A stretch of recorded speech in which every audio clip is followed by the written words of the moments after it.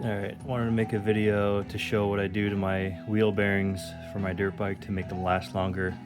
If you buy them, like these are for example Tusk, the cheap ones, they'll go bad very quickly just from water intrusion, not from the bearing mechanically failing, other than you always get water in there if you ride through the water or pressure washing or whatever it is.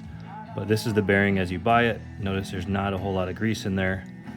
But you can peel the seal off using a sharp pick. I struggled with it in the beginning because I used a pick that was like this.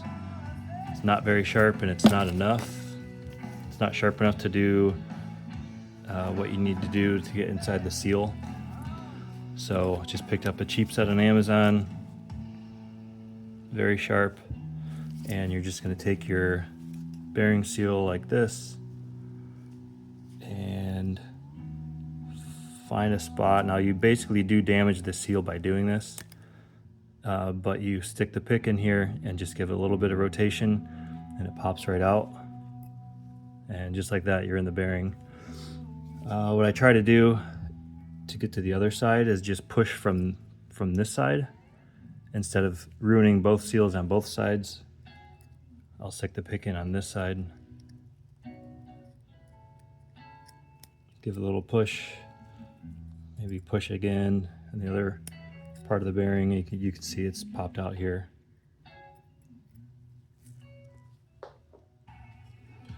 So once I have the seal out, I just grab a bunch of grease and I literally pack it full as tight as I can, pushing it in, moving to a new spot, pushing it in, and just keep going all the way around the bearing.